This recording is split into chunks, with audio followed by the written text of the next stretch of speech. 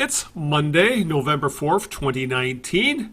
That means it's time for the Knee Jerks Detroit Sports Talk with Eno and Big Al. I'm the Big Al of the equation, longtime Detroit-based podcaster and blogger Al Beaton.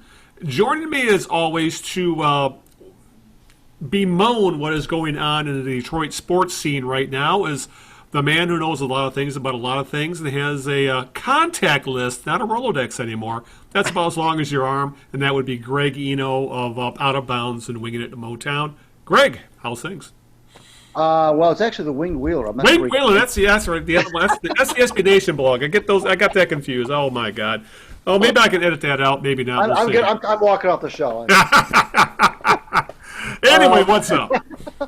I am Greg, from the Winged Wheeler. Winged Wheeler. WordPress hockey, my hockey blog on WordPress, and of course Out of Bounds, my long time sports blog. That is everything non-hockey.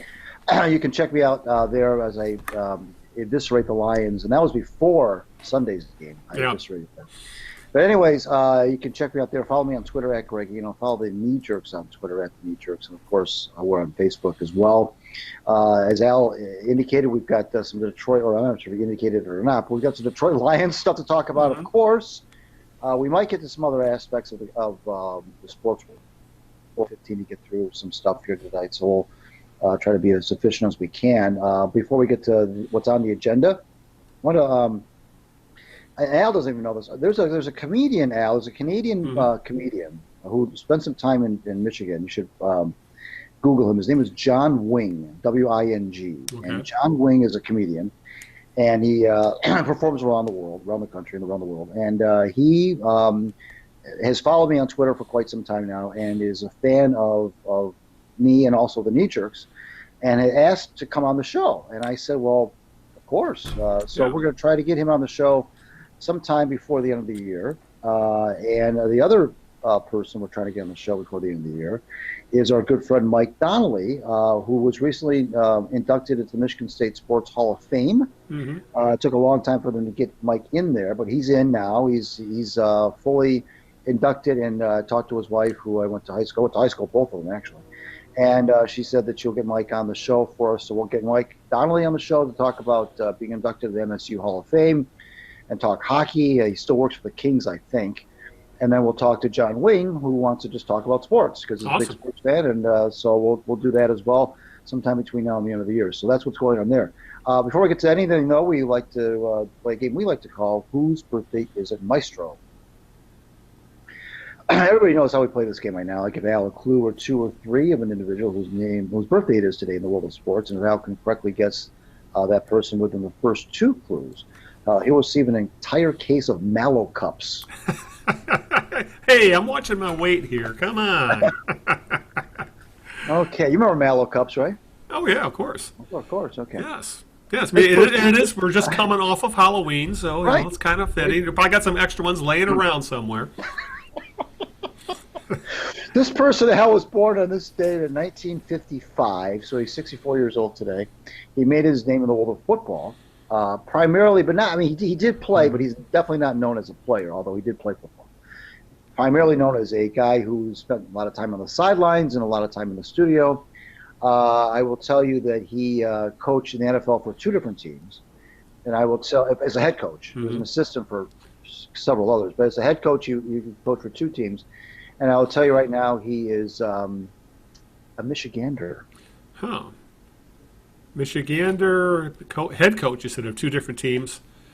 Are these NFL or college teams, or is that giving it away? No, it's not giving it away. Two NFL teams. Two NFL teams as a head coach, Michigander. And not known so much as a player. Wouldn't be Tony Dungy, would it?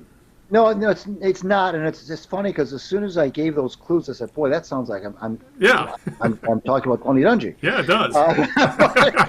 Who you just want to keep the candy. That's what. He was from Jackson, Michigan, wasn't he? Tony Dungy? I believe so. Yeah, he's from the West Side. Right. No, this was. It's not. It's right. It's the same time frame too. Yeah. I apologize for leading you astray. No. Okay, one more guess. As my girlfriend would say, you're a tricker. Well, we just got off of Halloween. Halloween, yeah, that kind of fitting. All right, we'll see if Greg continues to try and trick me rather than treat me. I have a question, too, later in the show.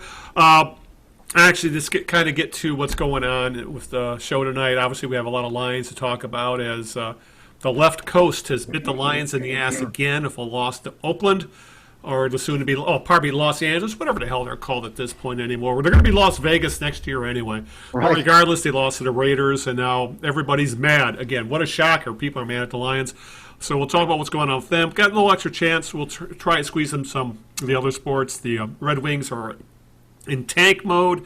The Pistons are in injury mode, and the Tigers are in overhaul mode. We'll see what we can get into because we got kind of a hard out tonight. We got about a little over an hour to talk, so we'll see how. And plus, there's so much other things going on, Greg, between what's going on in the media right now with what happened to Deadspin, what's going on with the Washington Nationals having won the World Series, and what happened at the White House today. We'll get to it. We'll get to what we get to, but we got to start with the Lions, and they're back under 500. Despite 406 yards and 3 touchdowns from Matthew Stafford, the Lions fall back to 3-4-1. You got to throw that tie in there. It's really confusing. More thanks to a sieve-like defense than anything else, and obviously we'll talk about that incomprehensible fourth and goal call at the end of the game. But I'll add that all added up to a 31-24 loss to the Raiders. So at now with back under 500, and they had a chance to make a move in the division as every other team in the North lost, but the Lions decided to follow suit. Realistically, the loss pretty much nukes whatever playoff chances they have. I believe it's in that 4 to 7% range, depending if you're looking at 538 or Pro Football Focus or whomever. So I guess it all comes down to one thing, Greg, because the offense, even not having a running game, is still putting points on the board. Matthew Stafford's having maybe the best year of his career. He's leading the league and he's top 5 in most quarterback stats and leading the league in yardage. But Matt Patricia was hired as a defensive guru, and remember he was hired because 9-7, in Bob Quinn's words, is no longer good enough. And yet here we are, a year and a half into a season and a half, I should say, into the Patricia era, and the Lions are 9-14-1 for a record, and they have the 31st ranked defense in football. And there's 32 teams. So Yep. When we were talking earlier, a couple months ago about the Lions, and we were both on they're looking okay, but we've seen this before. We're not going to jump in with both feet and buy into this. And apparently, we made the right decision. Well, yeah. I mean, of course. That was always the right decision. It burned me twice. It's like, shame on me numerous times. So, yeah.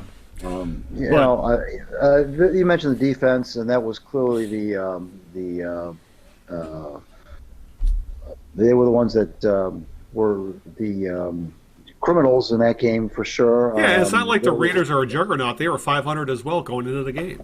Yeah, they can't stop the run. No. That was supposed to be the strong point of the team, the defensive line.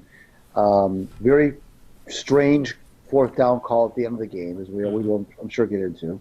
But the defense was just completely non-existent. They were completely run roughshod over. There was no resistance really whatsoever. Right. Hardly any tackles for loss. I believe 170 yards total, almost 5 yards of carry for the Raiders.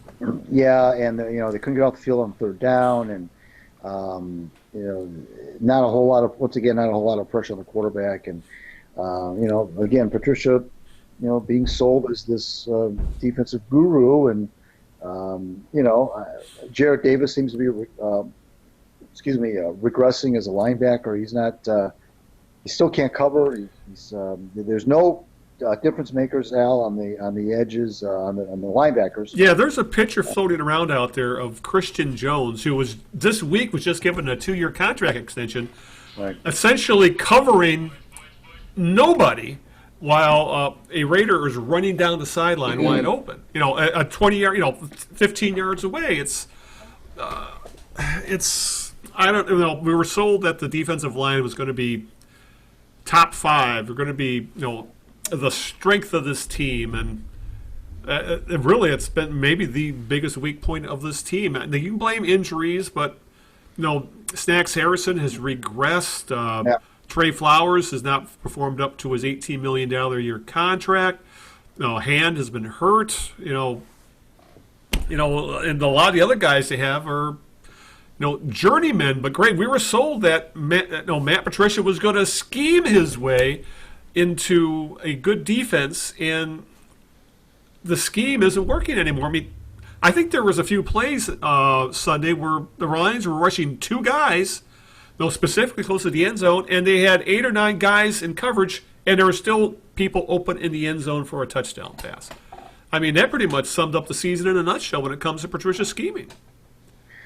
Yes, and there's no there are no playmakers. There's just no playmakers. That's on the defense, problem. Yeah. There are no playmakers whatsoever.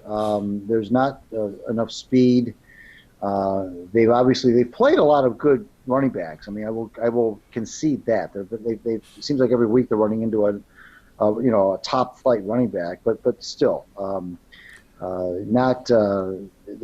You can't be 31st in the league. Yeah, I believe they've given up like 470 average of 470 yards over the past 5 games, and they've lost 4 of them or something like that ridiculous. Yeah, I think it's 180 points in the last 6 games. Yeah, it's nuts.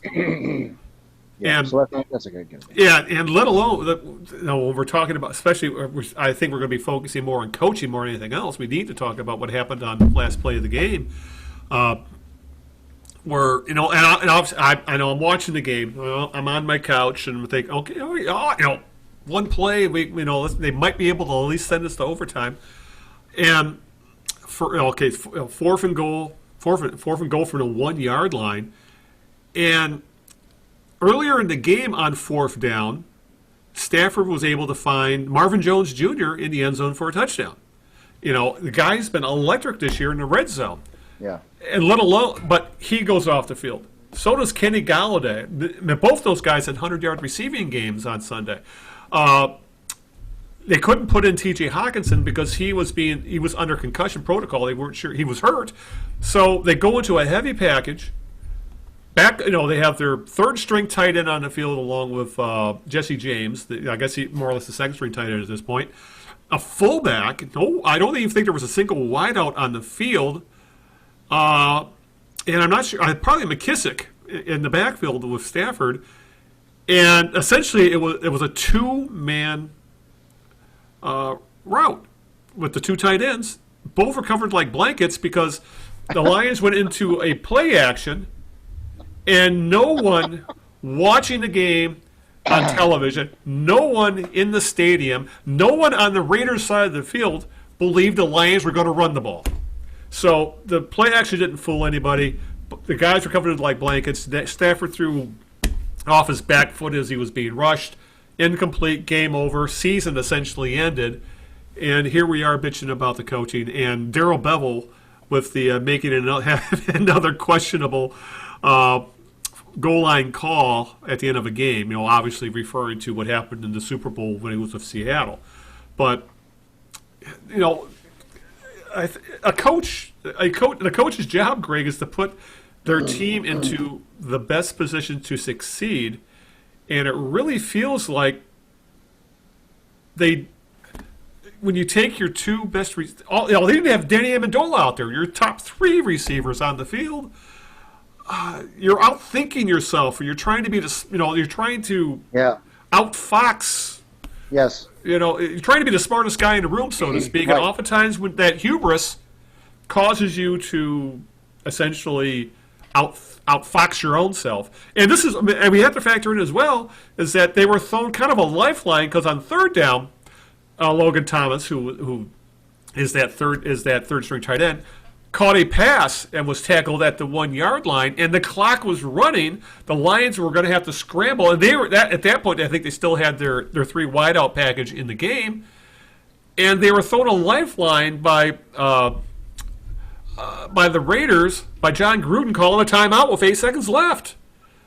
I have a feeling the Lions might have been better served just trying to get a playoff Stafford going up under center and just running a play when things were still a little chaotic, rather than they had a minute to think about things, and that minute essentially, I think they shot themselves in the foot. I think that was actually a good timeout by Gruden, because I think in a situation now where it is chaotic, and you're scrambling to get set up and so forth. I think that situation favors the offense. Yeah, I really do.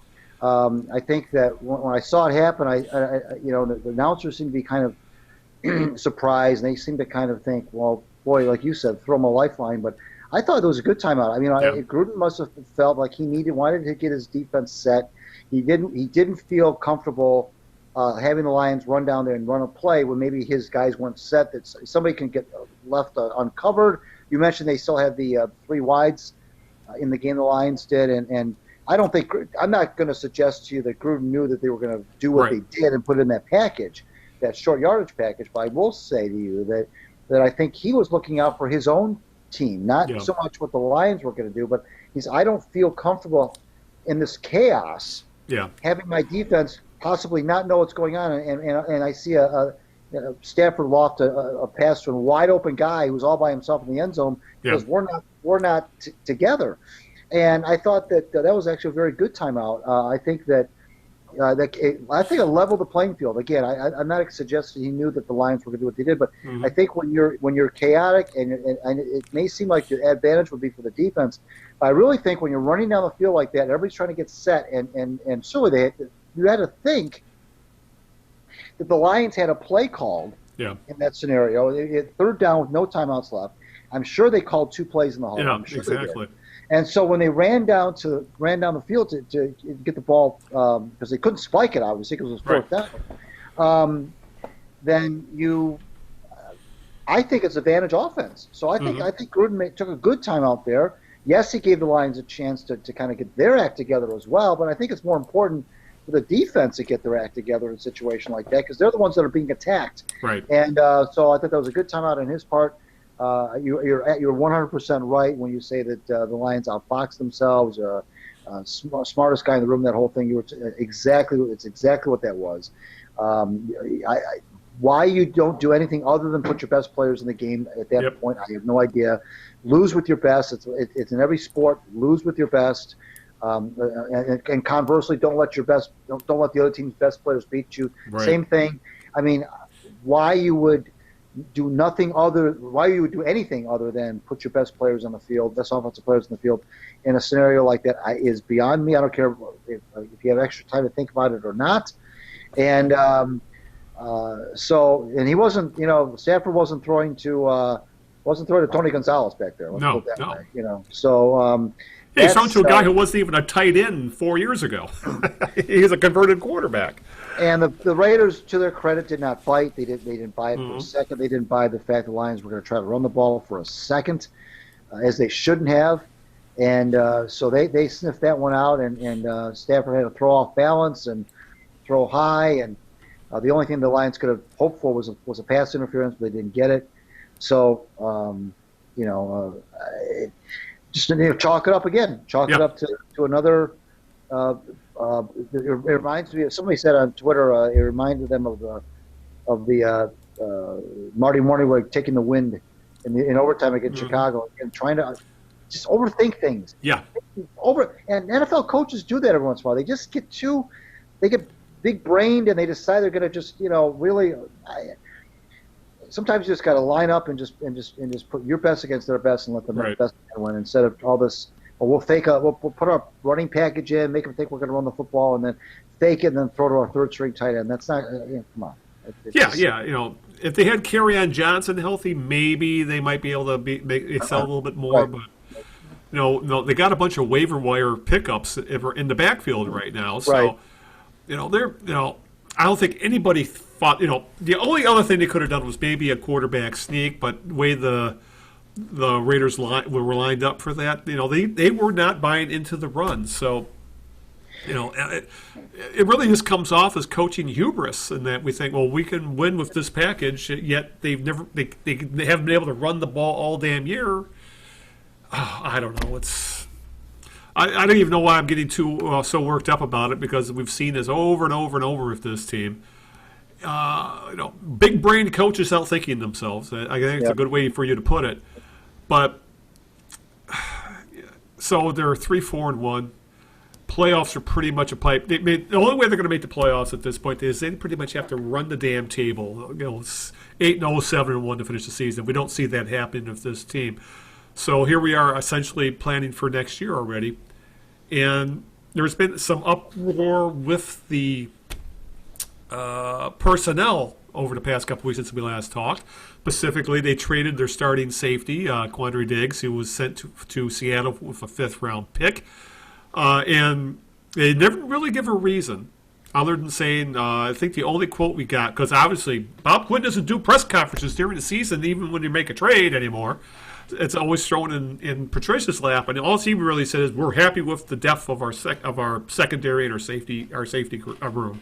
And of course, right after that, Tracy Walter bangs up his knee, is out for the game.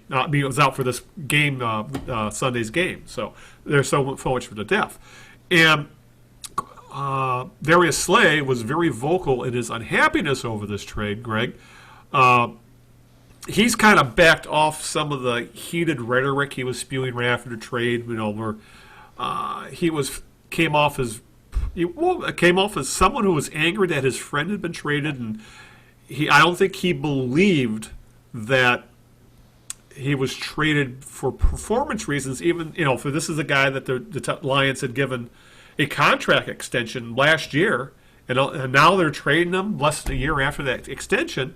And maybe if he wasn't playing up to the standard of last year, I still think Diggs is a pretty darn good NFL safety. And to unload him for a 5th-round draft pick on a defense that's already struggling mightily, pissing off your Pro Bowl cornerback in the process, I just don't get the thought process behind the whole damn thing. No, unless he was not buying into Matt Patricia, which was, I think, the underlying sentiment of all this. Well, there's that, and there's was there a situation where he was maybe damaged goods? Diggs? Yes. That I'm not sure. I thought I read where he was. He might have been a little hurt, but physically hurt. But regardless, it was still a perplexing thing. Who knows? Actually, I think he is. I don't think he played for Seattle this past week. Now I think about it. Right. But still, I mean, not the deepest team in the world. I guess it kind of boils down to, Al, what does this mean for the Patricia era? We're a year and a half into it now, so we're halfway through the second season. Right. I think you said in the show notes 9-14-1. Right. Excuse me. So, what does that mean? I mean, what premium now do we place on the second half of the season, vis-a-vis he keeping his job? Are these 8 games that he's coaching for his job, or are these 8 games going to just come and go, and he's going to come back in 2020? I mean, that's a tricky one, because the relationship with Bob Quinn. I think he's got. They give him a 3 or 4 year contract. Remember? I believe 4, because I think all the contracts end at the same time. Quinn's, Patricia's, and actually Stafford's as well. Okay. Yeah. So you'd still have 2 years of him under contract after the season. So does Martha Ford want to eat that contract? I don't know. I don't know what she would do in that scenario, but I do know that Matt Patricia was brought here to bring the Lions up to the next level. Yep. And it has clearly not happened. And this is a results-oriented business, and never more so in the NFL probably than all the other sports, because of the impatience and the fact there's only 16 games, and you just want results maybe faster than that you can get them. But what happens? Let's say they go 2-6 the rest of the way. Let's say they finish, which is very possible. Let's say they go 5-10-1, and then now he's 11-20-1 or whatever for his 2 seasons or whatever it is it's going to be. I mean, how can you bring him back and say, well, we'll fire the defensive coordinator, and they'll throw him to the wolves? that's not really going to work, Al, because Patricia is supposed to be this defensive guy, and that's I don't know. That's really going to. Yeah, I've always got that Paul placate anybody. Pasqualoni is essentially Patricia's sock puppet anyway. Yeah. It's Patricia's defense. It's Yeah. and for that matter, when you brought up Martha Firestone Ford, she's like 150 years old. Okay, well, pardon me, 95, I think. How much do you really think she's the one making these decisions at this point? I would not be surprised that I know William Clay Ford Jr. is not really involved with the team that much anymore. He's more of the auto company. Right. From all accounts, it's her daughters that are essentially the brain trust. So. Right. For people saying, yeah, Martha needs to go in Darth Vader mode and start firing people again, and who the hell knows what she's even doing right now? Because again, 95 years old. So we're not, and the daughters are very rarely seen involved with the Lions, but from hearsay and reports, they're the ones that are essentially in Martha's ear. So. I really don't know what's going on with ownership of this team at this point, because can you really trust a 95-year-old woman who realistically has never worked or ran anything in her life? She was, born with a silver spoon in her mouth, into the Firestone fortune. Do you really think she's capable of setting the direction of this franchise? Well, that is clearly in question. They're the only team in the NFL that's run by a bunch of women. And I know it sounds terribly sexist. Yeah. But it's not a model that's been proven to be successful. She, the one thing I give her credit for is that she fired Tom Lawan and Marty Mayhew 4 years ago. Right. And things were going sideways. I applauded her for that. I thought, well, okay, that's something her husband probably wouldn't have done. Right. And so, but now, I mean, they have a situation where you've got a general manager who's being called into question, a coach that's being called into question again. Yep. So I don't know. I mean, the fans they've been through so many different rebuilds and so many different administrations and so many different coach and general manager combinations that I don't know what they even want, frankly. Yeah. They want, and I don't know who's out there. Are they going to go hire another coordinator route? I mean, who would you even? I don't even know who you would hire at this point. I don't really know who's out there. Yeah, I would think though, if anything, there's going to be. For Patricia, I would not be surprised if there's some scapegoats at the end of this year, and I think the most likely one is they will gently convince Paul Pasqualoni to retire or something, if you know what I'm saying, because he's 70-some years old himself, and because they've already done it with one offensive coordinator, and you can say Cooter really wasn't Patricia's first choice to begin with. He's got his coordinator in Bevell right now, who's done okay. Right now all the issues are on the defensive side of the ball. So if there's going to be some scapegoating, I think it's going to be Pasqualoni. Even though I don't believe he's the main problem with this defense. It's Patricia's baby, regardless. But if I was a betting man, I would think they get one more year to turn things around, and they probably change defensive coordinators. That would be, I think, the bare minimum they do when it comes to a shakeup, if you ask me. We got a long ways to go. We still got 8 games left in the season, I'm thinking that that might be the Wayne Fonts model. Sacrifice a coordinator, keep your job. He's already done it once. Yeah, no, that's well. In fairness to him, he inherited Jim Bob Cooter. Right. He brought in Pasqualoni, but it seems like, again, I know I've said this before. We both kind of said the same thing, that some coordinators just are more comfortable, right, and they excel better when they are coordinators. And some coordinators, when they become head coaches, it just doesn't seem to be a good fit for whatever reason. It doesn't. It doesn't mean that because it's been proven that the head coach, when he goes back to being a coordinator, goes back to that comfort zone, once again, it continues to excel. I mean, they're Jim Schwartz, for example, I think is locally. Rod Marinelli, and who's down in Dallas. Even Marty Morningwig had his moments after he left Detroit. Exactly. So I mean, it's almost like, well, I got that out of my system. Matt Patricia will be hired as a defensive coordinator somewhere else. There's no question about that. Yeah. If things I don't know how long it's going out to take him, but if Jim Schwartz can get, nothing against Jim Schwartz, but if Jim Schwartz, who didn't win anything either. Well, I don't think he got him to the playoffs once. Was Schwartz there in Tennessee when they won the Super Bowl? No, they didn't win the Super Bowl. They lost to the Rams. That's right. Yeah. When they got to the Super Bowl, I don't know. They got to the Super Bowl, but I don't know if I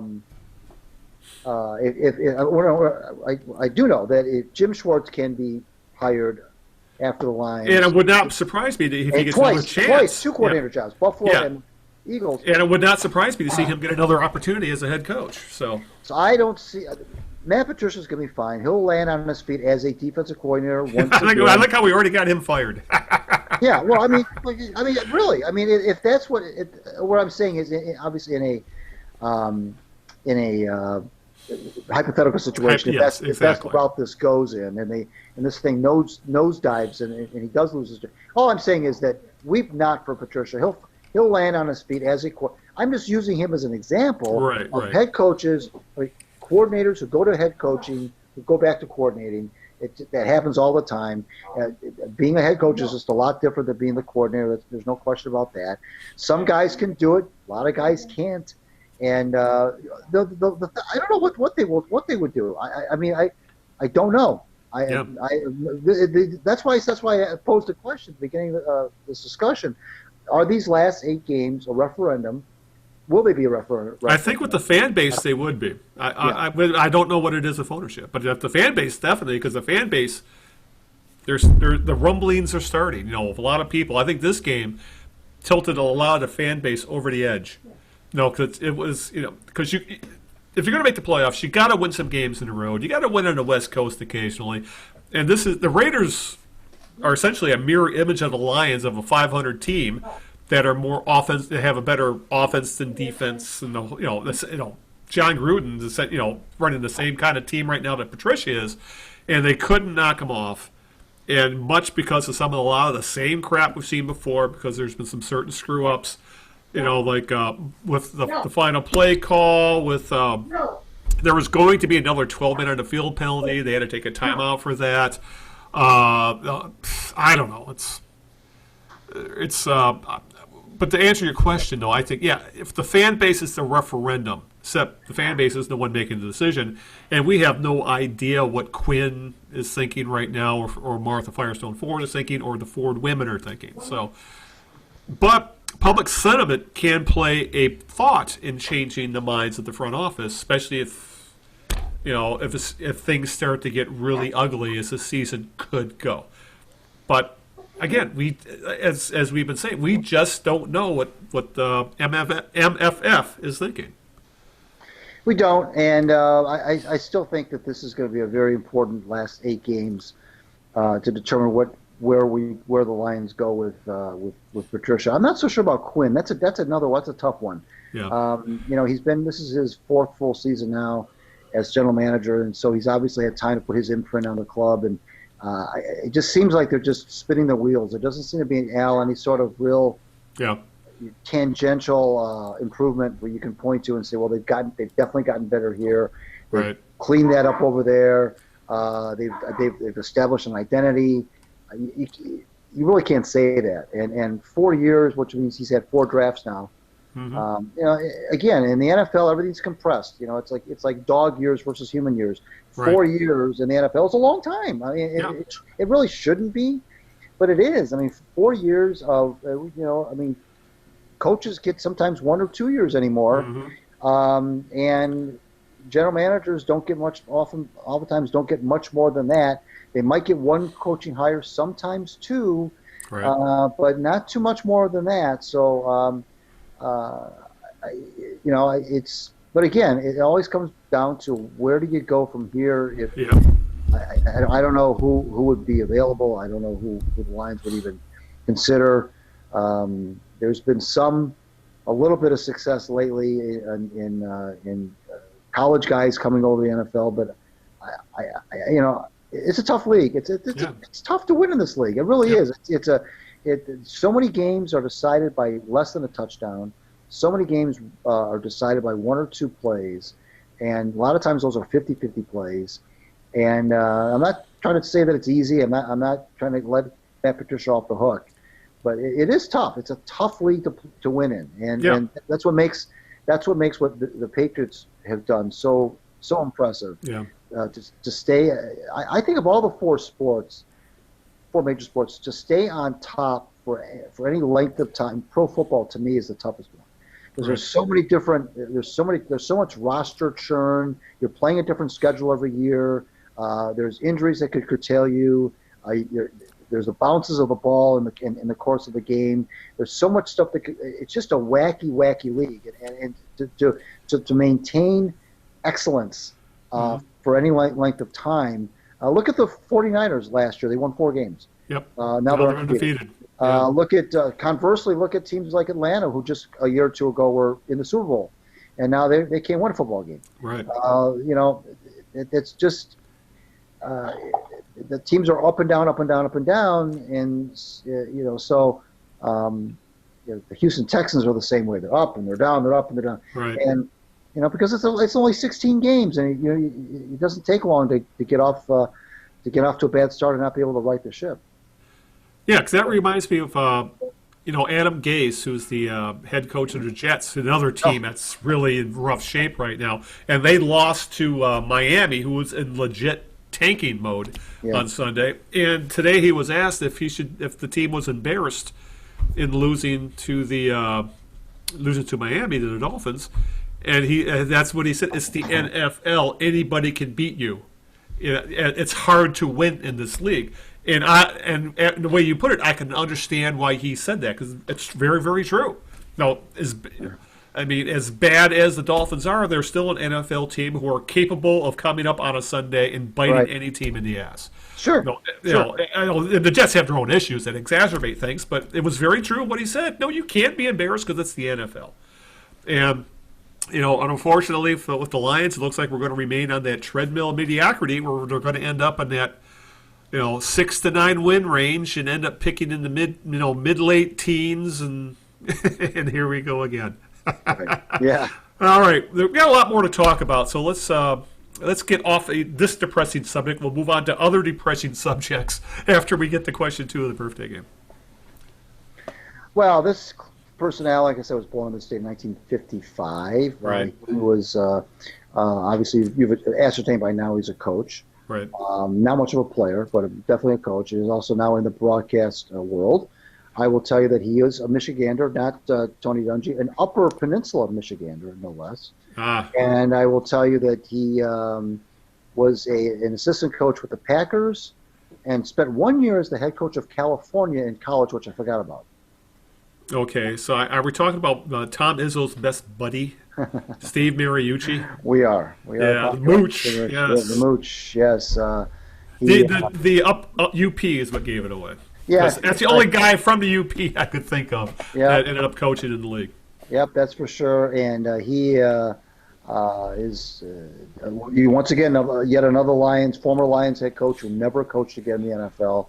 That's another startling statistic. The Lions have not had one head coach that has gone on to be another coach in the NFL since George Wilson back in not even George Wilson, because he was the AFL. Buddy Parker back in the late 50s. It's amazing that that streak continues today. Jim Cole hasn't been a head coach. Jim Schwartz hasn't been a head coach. Mariucci got out of coaching entirely. Bobby Ross didn't coach in the NFL again. Right. On and on and on.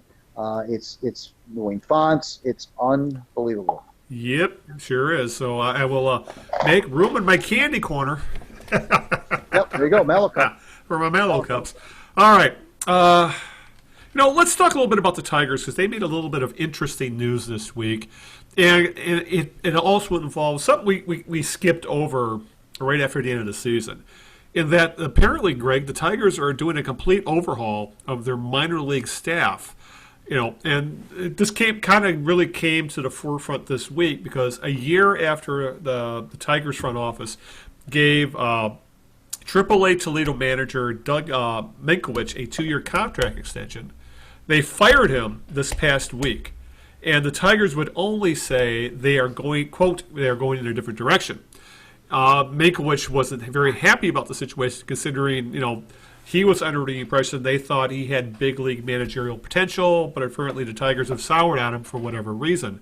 I'm just wondering if that reason might be that some of the guys you brought up in AAA Toledo appear to be nearly ready for the big time, such as Jake Rogers. But also, which was reported, and a lot of people kind of ignored it first, but this was brought up again, was that the Tigers, earlier in the offseason, a week or two after the end of the season, the Tigers also gave the Ziggy to several other minor league coaches and instructors. Toledo's third base coach, Basil Cabrera, Brian Harper, who was the hitting coach at AA Erie, Bill Dancy, he was their minor league field instructor, Eddie Dennis, who was a kind of a jack-of-all-trades coach at Single A West Michigan, Luis Lopez, who was the manager of the Gulf Coast League team, and Jose Pera, who was the pitching coach also with the Gulf Coast team. So we're being sold, Greg, that this was a tear it down to the studs foundation, tear it down to the foundation type of rebuild. But doesn't this come across as now the team is saying, well, maybe we need to rebuild the foundation too? Because these are the guys who are supposedly developing the future big league players of this team, and they're shit canning a ton of them, which makes you wonder what the hell is going on in this organization at the minor league level. Well, this is that's true. I've long suspected that the Tigers have sold their fans a kind of a bill of goods when it comes to the system, and you just don't make these kinds of moves if everything's going along swimmingly, if the prospects are developing the way you expect, if you're confident in these prospects that you've cobbled together through all these trades of big league players. Right. It doesn't bode well. I know teams make moves all the time in the minor league system. It's not in and of itself maybe necessarily that big of a deal, but the timing of it, what's going on right now. On the one hand, but you could flip it and say, well, hey, why are you getting on their case for trying to make things better? Okay, fine, right. I'll buy that. But then it just makes you wonder what is going on down there. Minkowicz was even mentioned as possibly replacing or being not replacing, but succeeding. They are a parent. Yeah, exactly. And all of a sudden, they've soured on them in 1 year. Yeah, so who knows what that's all about? Maybe there's more to that than what meets the eye. I don't know, but this is about as tumultuous as I've ever known this organization to be from top to bottom, and I do mean to bottom. Yeah.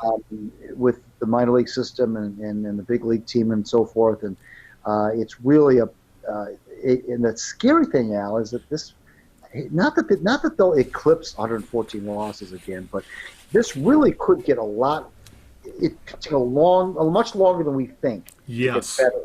That's what's scary about this. This could be, you could be talking a good. We've been warning people about this for a while. That this 2021, 2022 could very well be bullshit. We really have been warning people about that. Right. Look back to what we've been through as fans in the past. After the last hurrah in '87, that this team was in the weeds for a decade and a half. Because think of it this way: when the Tigers went through a rebuild in the '70s, yes, it was a different era, but that essentially with that rebuild, they won the division in '72. I believe they were still over 500 or around 573. The team was broke up for '74. They started to lose. '75 is when they hit rock bottom with the 19-game losing streak. I think they ended up losing like 102 games, something like that. Yeah. But by 1978, they were over 500. And the core for the next generation of the next Great Tiger team was formed with that by the late '70s. That rebuild, we're talking, it 5 years, probably. Going from 73 to 78, and by 78, the core of an 84 team has come up, and that team was never under 500 for till 1988. They went over about a decade or so before they were under 500 again. That's how I would think a true rebuild was going to go. You hit rock bottom. This team has been at rock bottom for 2 years. Looks like it's going to happen again next year, and they're not spending any money. So this rebuild, in comparison to what happened in the 70s, or for that matter, after the 2003 season, where that was essentially, a 3 or 4 year rebuild after they lost 119 games? This rebuild currently is going at a freaking snail's pace compared to those two situations. And that's what's got me concerned of this team. And now we're seeing all this news about they're starting to this. They're deciding that a lot of the guys who are in charge of developing their position players they're moving on from them. So that's, if anything, that's going to slow down a rebuild, because that probably means new philosophies and how things are done. It does not bode well for the near future. I'll leave it at that. Well, exactly, and that's the fans are kind of, not kind of, they're losing patience. Yeah. And we saw the attendance figures at Comerica Park, go in the toilet. The TV ratings going in the toilet. This is the problem, though, Al, is that if you're going to vilify Al Avila for all this, that's fine. If you want to do that, that's fine. But chances are of attracting a young, hip baseball executive who's going to come in here, and I wrote this a couple weeks ago. These baseball executives are in the 30s nowadays. You're gonna attract somebody like that into this situation. You can't do it. You can't. Nobody. If I'm a young, up and coming, smart, bright, baseball executive who's got a big future in front of me, this is the last place I'm coming. I do not want. I mean, I'm not saying that I would never go to a losing organization. I'm not saying that I would have my pick of the litter, but I wouldn't come here, because it's too big of a job. It's too deep. You've dug the hole is too deep here. I would rather go someplace where there's some proven big league talent. Number one. Yep. Two, that there's some genuine hot shots coming up through the minor leagues. I don't think all these young arms would be enough to attract. And there's even some questions about these young arms. Yeah, exactly. I don't know that would be enough to attract. So you're kind of in this holding pattern with Al Avila. It's not unlike the Quinn Patricia dynamic, in the sense that you kind of almost feel like you're stuck with Al Avila, just like you feel like you're stuck with Bob Quinn, and you feel like that it doesn't really matter. Unlike Patricia, though, because with the Tigers, you get the feeling like it doesn't really matter who the manager is. It doesn't. Right. That doesn't really matter. What matters is, the direction of it's more about the front. And with the Tigers, it's more about the front office and the minor leagues and the scouts. Then with the Lions, it's about the front office and about the coach, about the front office and the coach. Where with the Tigers, it's just about the front office, and the manager's almost like, I don't care who manages the team, but they just don't have Al. And I'm not seeing. I'm trying to give them the benefit of the doubt, because I know these things can last a long time. I'm just not seeing the coalescence. Yeah. That I and again, maybe it's me. I'm not seeing it to the point where I think I should be seeing it by now. And you mentioned 2021. I would be floored if they came anywhere near 500 in 2021. Yeah. I don't see them lose 114 games next year. They'll probably lose 105. Yeah. 106. Yeah. And you're going to tell me you're going to go from 106 losses to 80 wins next year? That's not going to happen. So, this is, again, the spooky thing about this, Alan. You're right. You and I, and it wasn't just us, but we did talk a lot about this. Remember, we looked at the Philadelphia Phillies, and we said, there's your cautionary tale right there. Yeah. Look further than the Phillies. Who just canned their manager as well, Gabe Kapler.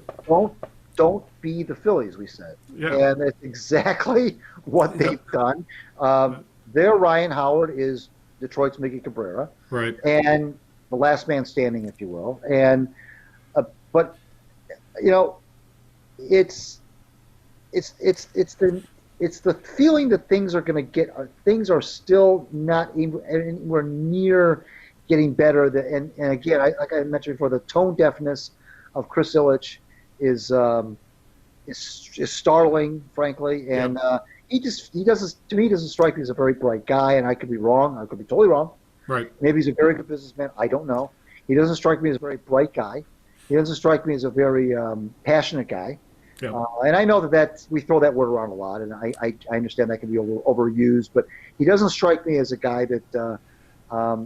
What bothers me about him is I've yet to hear him say anything other than the company line. He's the owner, and he's spouting the company line as a minion would be doing. He's saying things like as if he's got a boss. He's the boss. Yeah. He doesn't have to give a company line. I've not heard him say this is the Detroit Tigers fans deserve better than Put a little pressure on the front. Yeah, right. Everybody's doing a great job. Yeah. I'm impressed. Everybody can see the improvement. As if there's something wrong with us that we can't see the improvement. Right. I don't know. I just when you're working for a guy like that, Al, and I don't know what goes on behind the scenes, but from what I see, from what's publicly said, Al Avila, like you mentioned, urgency. You mentioned put a little pressure on. It doesn't seem to be there. Yeah. It doesn't seem to be. It's like everything's fine. Everything's fine. Just believe me, everything's fine. Just trust the process, and no sense of urgency. No, not any sort of. We're going to get this right, damn it, because Detroit Tigers fans deserve better than this. Yeah. One of the greatest fan bases in the game. It's just Al's doing a great job. I can see I think we can all see the improvement. No, we can't all see the improvement. Yeah. So I just that bothers me. That scares me a little bit. Of course Al wants to win. Of course he does. But when the owner's looking through everything through rose-colored glasses. And his bank account, we may not. That might be true as well. So. Watching the bottom line, that we don't know if he's really willing to spend either. That's another thing we'll have to wait. And, they're saying all the right things, right? But at least when it comes to the money part of it, but when it's time to really hit the road running, we'll see if they actually shell out some cash. So, and we've talked about that in the past, where you just can't all of a sudden decide in 2 years. Now it's time to buy free agents because all the youth's here.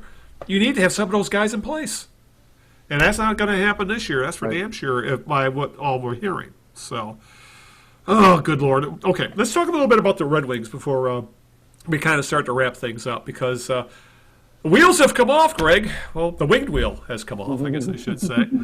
They've lost 10-11. I believe their record the last 11 games is 1-9-1, I believe.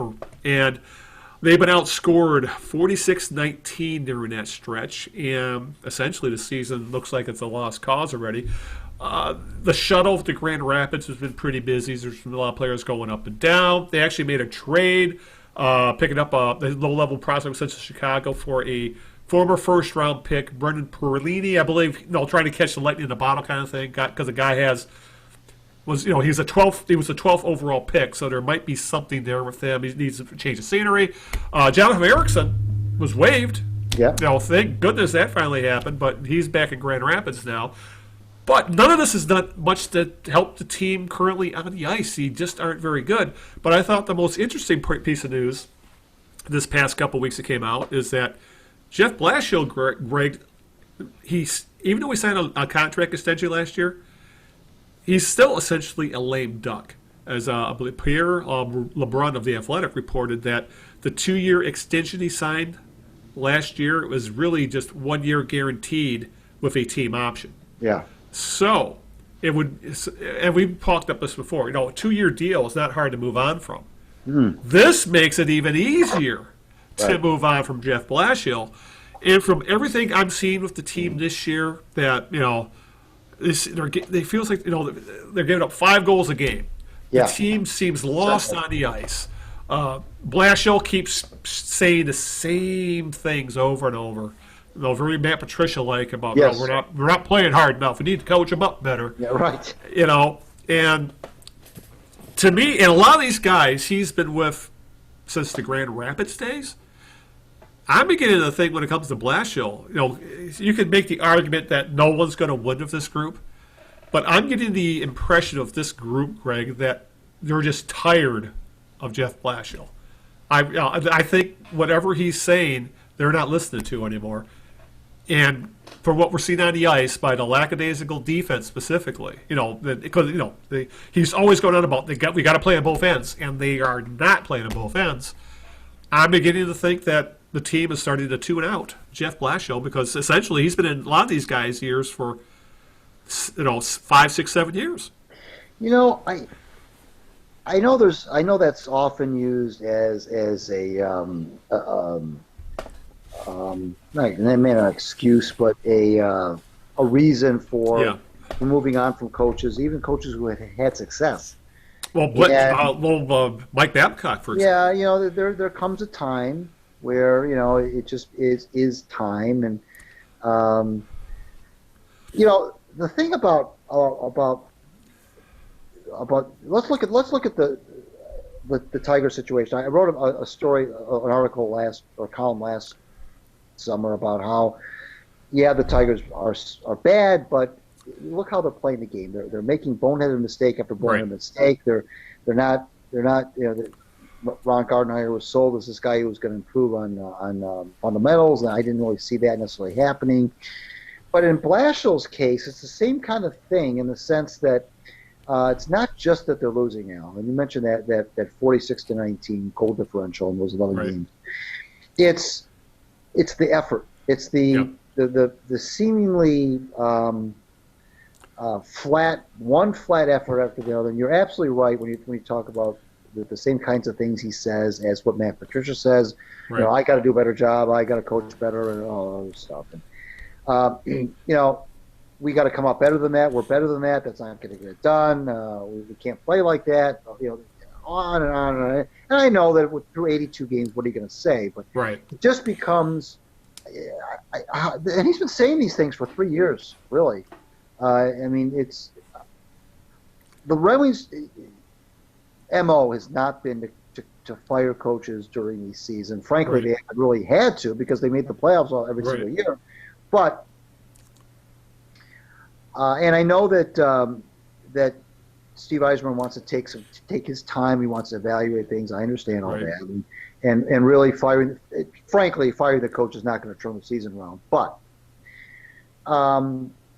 if you've made your decision, I'm not saying he has made his decision, Yzerman, but if you've made your decision that this isn't going to be the guy that we're probably going to hitch our wagon to for too much longer, then maybe you do say, well, we can still salvage something here. We've got 68 games to go, for example, and 67, whatever it is. And we can, not make the playoffs necessarily, but we've got a lot of kids here that are trying to make their name in the NHL, and we don't want them to lose 50 games this year.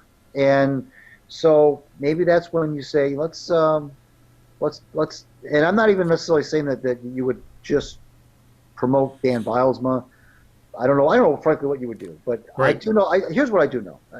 This is what I do know. I do know that Steve Yzerman strikes me as a guy that is not going to stand on loyalty / personal relationships / he's a great guy thing.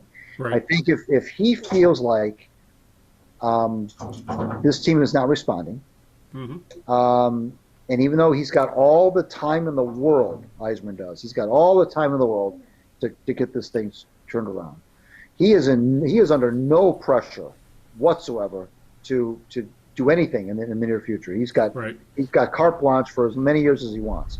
So it wouldn't be him feeling the pressure and panicking and firing the coach because it's a poor reflection on him. He didn't hire Blashill. There's no connection to him with the Red Wings. really.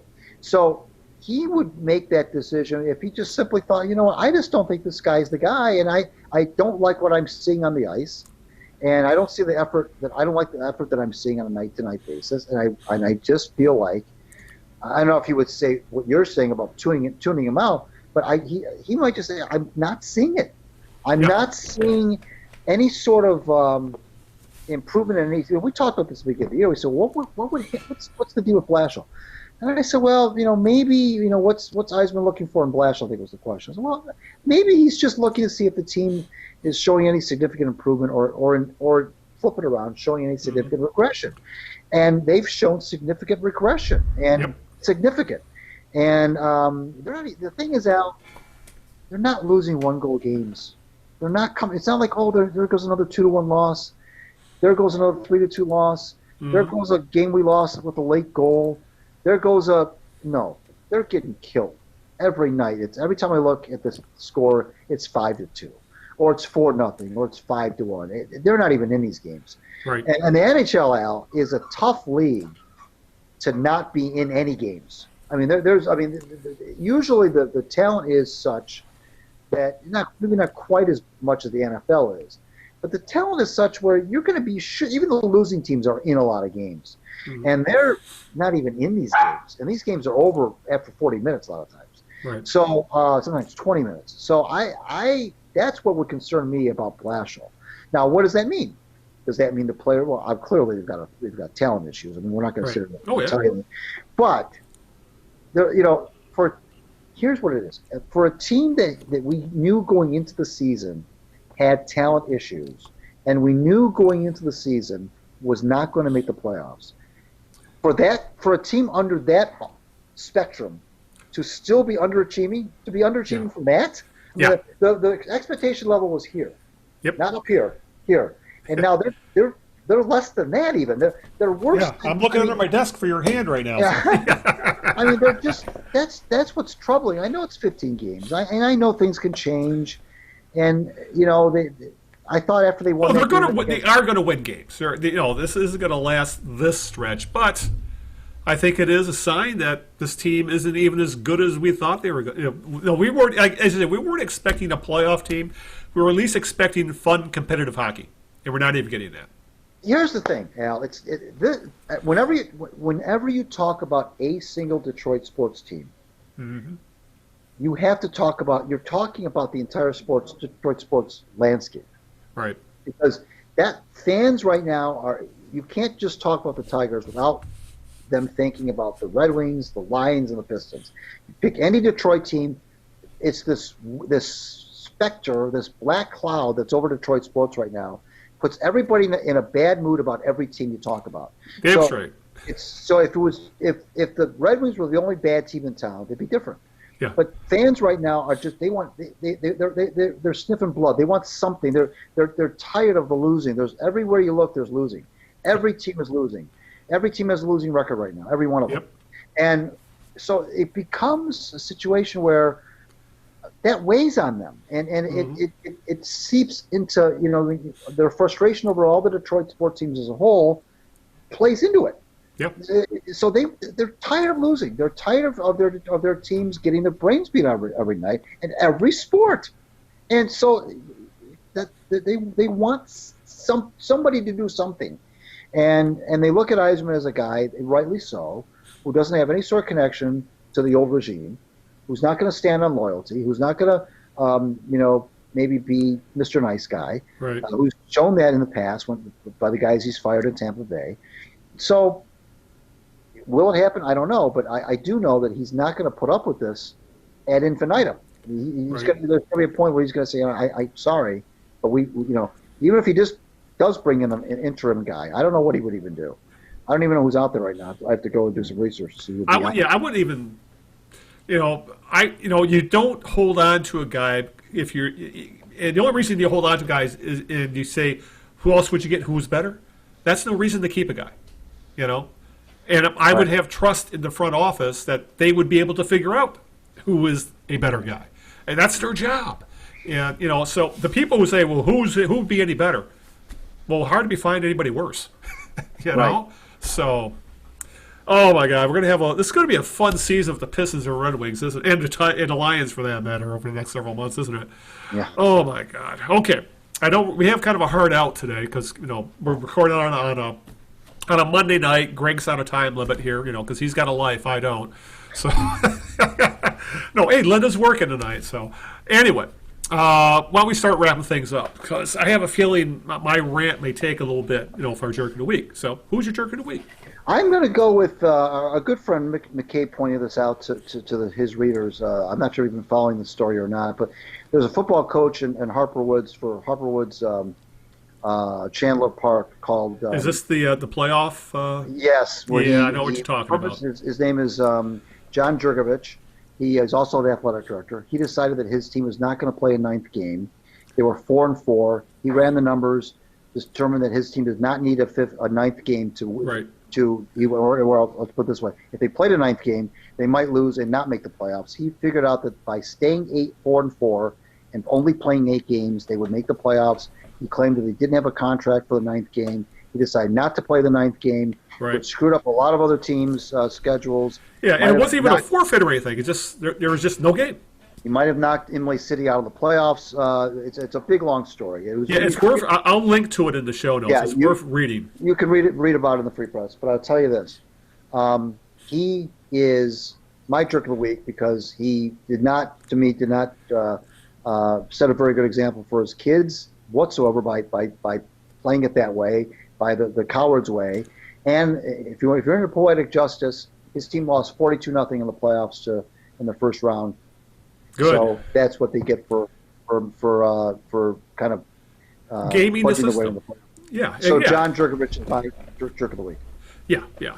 And I felt so bad for Imlay City because they needed a certain number of dominoes to fall, and for them to make the playoffs. And the last domino to fall would have been the team you were just talking about. And he said, "No, we're just not going to play."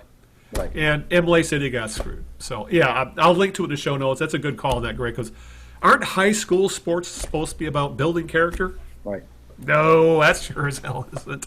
All right, my jerk of the week. Well, it has to do with sports journalism and specifically the website Deadspin. I'm sure you're familiar with Deadspin, Greg.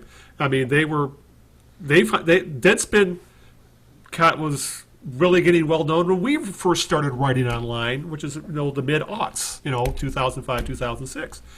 And the first time my writing, hey Bean, Bean agrees.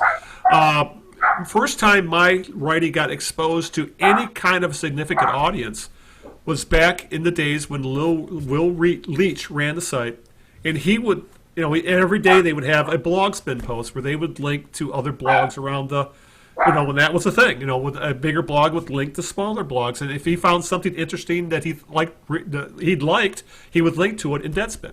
And he would link to my little pissant the Wayne Fonz Experience blogs numerous times over those years he ran the site. And it, long story short, a lot of that exposure, when exposure really meant something, led to opening other doors for me to, I ended up, writing for SB Nation. I wrote for Fansided, and I wrote for MVN, I even wrote for MLive. All these, I was on the radio, and we have this podcast. This is all stuff that I think the doors opened up much because of those original posts I wrote that Will Leach at Deadspin liked and linked to. And seeing what happened to Deadspin over this past week, obviously different people are running the site and things like that, but essentially what happened to the site is what we see happen all too often today, Greg, when it comes to any kind of journalism or businesses in general that make a profit but aren't making a big enough profit and are run by hedge fund venture capitalist types who, the only thing they want to do is not make a profit, make an obscene profit by cutting, and then selling off the pieces. And obviously a site like Deadspin, which is known for sports, but they wrote about much more than sports. How society involved in sports, how just silly shit as well. It was really a fun read. I checked Deadspin several times a day, every day since that site really became, since they started linking to me back in 2006. And this past week, things came to a head with the hedge fund venture capital ownership types, who basically told all the editors and writers at Deadspin, stick to sports, no politics. Yeah, saying no politics in sports right now. Nothing controversial. Essentially, they wanted them to become a very generic, recap. This happened, that's that. No opinions type of site. The everybody there rebelled. Honestly, the entire masthead, from editors to freelancers, all resigned, essentially killing the site. They're trying to keep it alive. It's a huge mess right now. I mean, the owners, and it's a joke at this point. They would be better off just shuttering the site because Deadspin was a site of its time. It was still very. It was still vital today, but the way things are run in the media, Greg, it was bound to happen, and it's going to happen to more sites. We saw it happen to Grantland. It's happened to Deadspin. We've seen it happen at ESPN with their stick to sports mandate, where none of their employees can have a voice anymore. So that's my jerk of the week. Just what's going on in sports journalism, and specifically what happened to Deadspin, and it's a damn shame. Yeah, that's a whole other episode in of itself. I have a feeling we'll probably talk about that in the next show, but I wanted to get that off my chest. No, good job. All right, with that, I know we got to get out of here, so get out the thank yous. Yes, want to just once again follow us on Twitter at The Knee Jerks. Follow me on Twitter at Greg Eno, and of course on Facebook. I want to thank my lovely wife Sharon for putting up with this nonsense every 2 weeks, and thank you, Big Al, for making, in this case, Monday Night Cigar Show. Indeed. Thank you, Greg, for taking time out of your busy schedule. Listen to this podcast, okay? We're on Apple Podcasts, we're on YouTube, we're on Stitcher, we're on iHeartRadio, we're on Spotify, we're on Google Play. You can find us on thekneejerks.net. That's the little web page to download the show. And, of course, you can find us on social media. We are on Facebook. And I'll have links to all these. And, of course, give a shout-out to Linda, who's busy in the ER saving lives. And a shout-out to Bean, who made an appearance this week, if in voice only. That's right. So, with that, let's wrap things up, and we'll see you all in about 2 weeks. So, until that time, this is Al Beaton saying good afternoon. Well, actually, more like good evening, good luck, and aloha. Ciao, everybody. We'll see you in 2 weeks.